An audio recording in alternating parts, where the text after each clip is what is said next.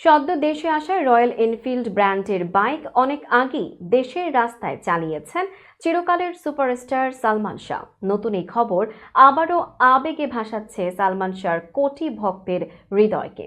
1996 সালে মুক্তি পাওয়া চাওয়া পাওয়া সিনেমার জনপ্রিয় গান সাথী তুমি আমার জীবনে, এই গানে যে বাইকে করে সালমান শাহ ঘুরছেন সেটিই ছিল বর্তমান সময়ে দেশে আসা জনপ্রিয়তার শীর্ষে থাকা রয়্যাল এনফিল্ড ব্র্যান্ডের বাইক। বিস্তারিত ডেস্ক রিপোর্টে।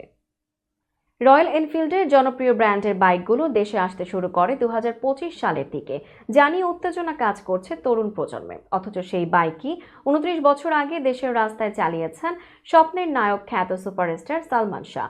সম্প্রতি royal Enfield fan club Bangladesh নামে একটি ফেসবুক পেজে মোহাম্মদ ফাহিম নামে একটি ফেসবুক আইডি থেকে সাথী তুমি আমার জীবনের গানের দৃশ্যের একটি ছবি আপলোড করে ক্যাপশনে লেখা হয়, আপনার আমার সবার প্রিয় বাংলা চলচ্চিত্রের অভিনেতা সালমান শাহ 90 দশকেই বাংলাদেশের রোড কাঁপিয়ে গেছে রয়্যাল এনফিল্ড দিয়ে। এই পোস্টের পরই মন্তব্য করতে শুরু করেন সালমান শাহর ভক্তরা। একজন লেখেন, এই আধুনিক যুগে এসেও বলতে পারি সালমান শাহ যা করে গেছেন তা তখনকার দিন থেকে 50 বছর এগিয়ে ছিল। আরেকজন লেখেন, এখনই ভাবার সময় তাকে নিয়ে, চিন্তা ভাবনায় কি এগিয়ে ছিলেন তিনি, আ গ্রেট লেজেন্ড। রয়্যাল এনফিল্ডের বাইকগুলো সাধারণত অনেক বেশি দ্রুত গতির হয়ে থাকে। দেশের রাস্তায় এত দ্রুত গতির বাইক কিভাবে সালমান শাহ চালালেন, এমন প্রশ্নও করেন কেউ কেউ।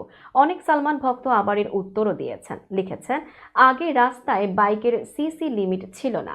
2000 সালের পর থেকে সিসি লিমিট চালু হয়। তার আগে হোন্ডা কোম্পানি 200 সিসির বাইকও বাংলাদেশে বিক্রি করেছে। এদিকে সাথী তুমি আমার জীবনের গানের দৃশ্যে সালমানের ব্যবহার করা বাইকটির ছবি দিয়ে নেট দুনিয়ায় স্ক্রোল করলে জানা যায়, সালমানের ব্যবহার করা বাইকটি 70 থেকে 90 দশকে বিশ্বের জনপ্রিয় বাইকগুলোর একটি।